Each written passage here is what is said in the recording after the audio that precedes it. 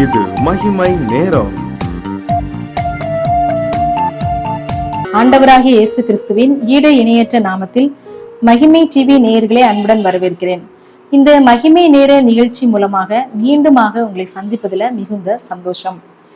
இந்த நாட்களில நம்ம தியானித்து வருகிறோம், பயம் இல்லாமல் வாழ்வது எப்படி. இந்த உலக பிரகாரமான வாழ்க்கையில அநேக விதமான பயங்கள் நமக்கு நேரிடுகிறது. இந்த பயமான சூழ்நிலைகளில நம்ம எப்படி பயம் இல்லாதவர்களாய் வாழணும் அப்படின்றத நம்ம தியானித்து வருகிறோம். யாருக்கு பயம் வரும் அப்படின்னா, பயப்படுகிறவர்கள் இந்த அக்கினி கடலுக்கு போகிறவங்க நரகத்துக்கு பங்கடைவார்கள் அப்படின்றத வெளிப்படுத்தல் 21:8 நம்ம வாசிக்கிறோம். அப்போ நம்ம பயந்துட்டே இருக்கிறோம் அப்படின்னா நம்ம நரகத்துக்கு போகிறவர்களுக்கு ஆயத்தப்பட்டு கொண்டிருக்கிறோம் அப்படின்றது அர்த்தம். அப்போ நம்முடைய பயத்தை நம்ம நீக்கிறவர்களாய், பயம் இல்லாதவர்களா நம்ம வாழணும் அப்படின்னா நம்ம ஆண்டவரை மாத்திரம் நம்பி இருக்கணும். அப்போ நம்முடைய பயம் இல்லாத காரியங்களை நம்ம வாழலாம், பயம் இல்லாமல் சந்தோஷமாய் வாழலாம் அப்படின்றத நம்ம தியானிச்சோம். ஆண்டவருடைய வசனத்தை இருதயத்துல பதித்து கொண்டு இருக்கும்போது நம்ம பயம் இல்லாதவர்களாய் வாழலாம். ஆண்டவரிடத்துல அன்பு செலுத்துறவர்களா இருக்கும்போது பயம் இல்லாமல் வாழலாம். ஆண்டவர் நம்முடைய பட்சத்துல இருக்கும்போது நம்ம பயம் இல்லாதவர்களாய் வாழலாம். தெய்வ சமாதானம் நம்முடைய இருதயத்துல ஆளுகை செய்யும் போது நாம் பயமில்லாத வாழ்க்கை வாழலாம் அப்படின்றத நம்ம தியானிச்சோம். நம்ம ஆண்டவருடைய சமூகத்துல நம்ம விண்ணப்பம் பண்ணிக்கிறவர்களாய், ஜெபிக்கிறவர்களாய் நம்ம வாழ்ந்தோம் அப்படின்னா நம்ம என்ன செய்யலாம், பயமில்லாத வாழ்க்கை வாழலாம் அப்படின்றத நம்ம தியானிச்சோம். இந்த உலகத்துல நிறைய காரியங்கள் நம்மை பயமுறுத்தி கொண்டுதான் இருக்கிறது. அன்றாட நேரங்களில, அன்றாட வேலை செய்கிற இடங்களில, அன்றாட காரியங்களில நம்ம செய்கிற ஒவ்வொரு காரியங்களிலும் நம்ம பயமுறுத்துகிறதான சூழ்நிலைகள் தான் இந்த உலகத்துல நமக்கு நேரிடுகிறது. ஆனா எப்படி நம்ம இந்த பயத்தை மேற்கொள்ள முடியும், பயம் இல்லாமல் எப்படி வாழ முடியும் அப்படின்றத நம்ம இன்னைக்கு இன்னொரு காரியத்தை குறித்து நம்ம தியானிக்க போறோம். 2 தீமோத்தேயு 1:7 இப்படியாய் சொல்கிறது, தேவன் நமக்கு பயமுள்ள ஆவியை கொடாமல் பலமும் அன்பும் தெளிந்த புத்தியும் உள்ள ஆவியை கொடுத்திருக்காரு.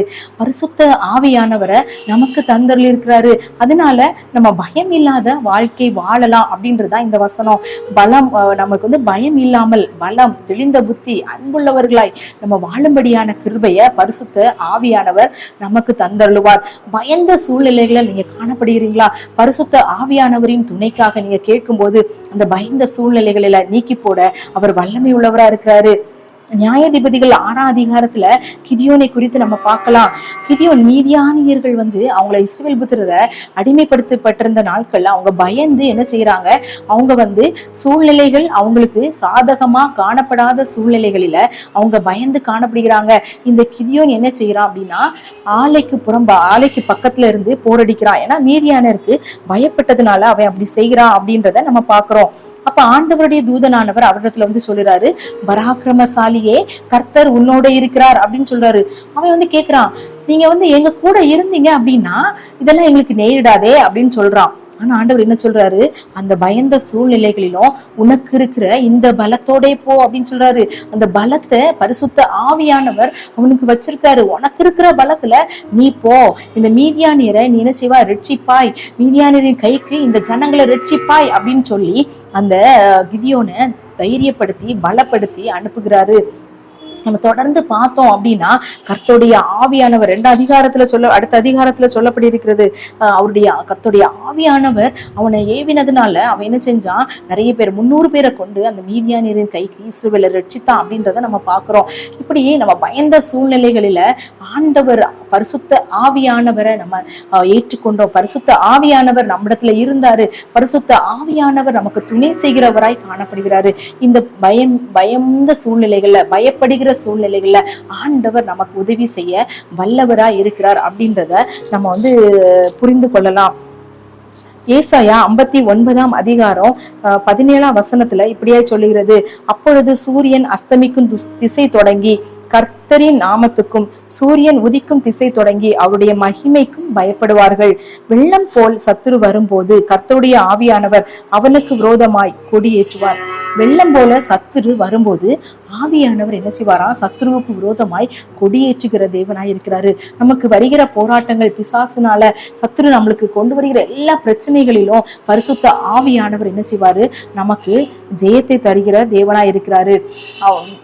பரிசுத்த ஆவியானவர் அப்படியே பலவீனங்களில என்ன செய்வாரு, நமக்காக என்ன செய்வார், வேண்டுதல் செய்வார் அப்படின்றத நம்ம பார்க்கிறோம். ஆண்டவர் நம்மிடத்துல இருந்தே என்ன செய்வாரு, என்னென்ன காரியங்களுக்காக நம்ம வேண்டுதல் செய்யணும் அப்படின்றத பரிசுத்த ஆவியானவர் நம் மூலமாக என்ன செய்வாரு, ஜெபிக்க வைப்பாரு. அந்த காரியங்களை மேற்கொண்டு ஜெயிக்க வைப்பாரு.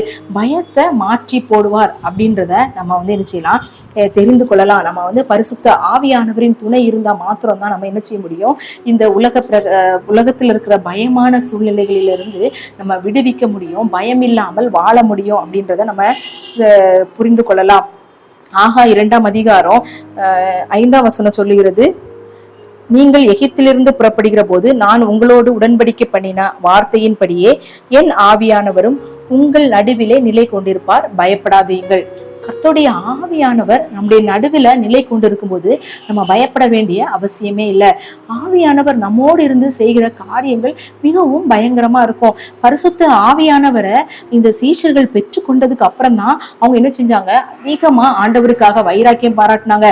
பயந்து என்ன செஞ்சுட்டு இருந்தாங்க, கதவை பூட்டிக்கிட்டு உள்ள இருந்தாங்க. அந்த நேரத்துல ஆண்டவர் சமாதானம் அப்படின்னு சொன்னாரு. ஆனா பரிசுத்த ஆவியானவரை அவங்க பெற்று கொண்டதுக்கு அப்புறமா எல்லாருக்கும் முன்பதாக தைரியமா என்ன செஞ்சாங்க, ஆண்டவருடைய அன்பை சுவிசேஷமாய் அறிவித்து அவருடைய ராஜ்யத்தை கட்டினாங்க.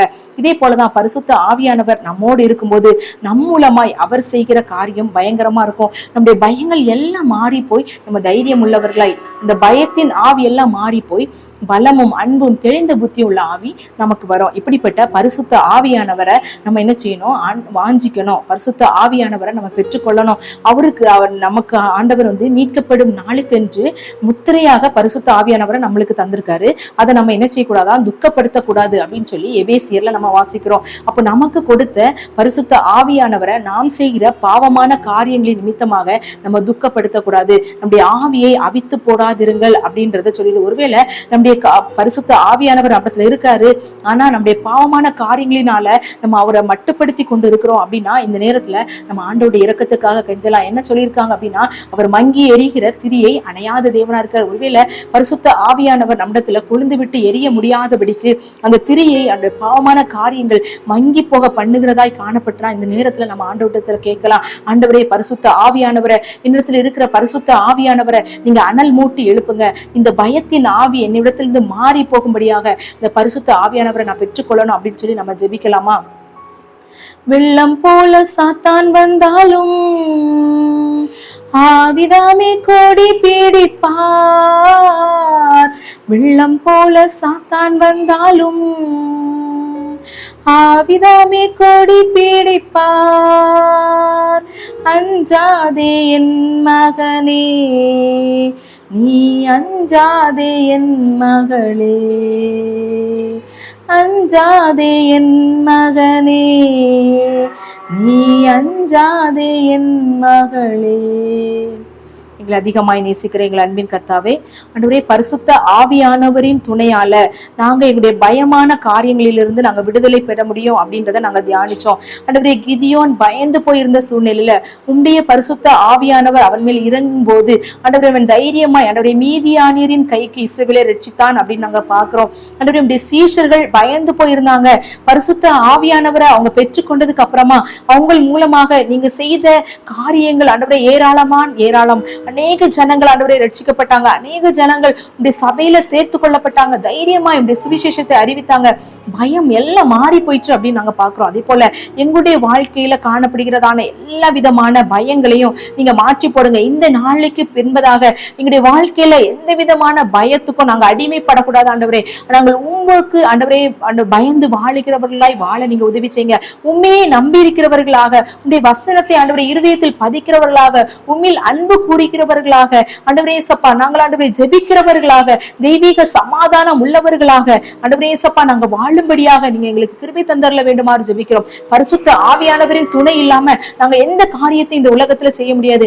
எந்த விதமான பயமான காரியத்தையும் நாங்க மாற்ற முடியாது. அந்த பரிசுத்த ஆவியானவர் எங்கள் இருதயங்கள்ல நீர் ஊற்ற வேண்டுமாறு ஜெபிக்கிற ஆண்டவரே, எங்கள் சிந்தைகளில ஆண்டவரே நீர் செயலாற்ற வேண்டுமாறு ஜெபிக்கிற ஆண்டவரே. பரிசுத்த ஆவியானவர் ஆண்டவரே இந்த காலங்களில தேற்றவாளனா எங்களை தேற்றுகிறீர் ஆண்டவரே. அப்பா எங்களுக்கு ஆண்டவரே சமாதானத்தை வைத்து போகிறீர் என்று நாங்கள் பார்க்கிறோம். ஆண்டவரே, அந்த பரிசுத்த ஆவியானவர் எங்கள் மூலமாய் ஆண்டவரே இருக்கிற எல்லா பயங்களையும் மாற்றி ஆண்டவரே எங்கள் மூலமாய் இன்னது என்ன காரியங்களை செய்ய ஆண்டவரே சித்தம் வைத்திருக்கிறோம், அந்த காரியங்களை நிறைவேற்றக்கூடிய கிருபைகளை எங்களுக்கு தாங்க, தைரியத்தை தாங்க, பயமுள்ள ஆவியை எடுத்து போடுங்க, பலமும் அன்பும் தெளிந்த புத்தியும் உள்ள ஆவி எங்களுக்கு தந்தரல வேண்டுமா ஜெபிக்கிறோம். ஆண்டவரே இயேசப்பா, எங்களை தாழ்த்துகிறோம், வெறுமையாக்குகிறோம். நீர் பெருக, நாங்கள் சிறுக. இயேசுவின் மூலம் ஜெபம் கேளும் நல்ல பிதாவே, ஆமென்.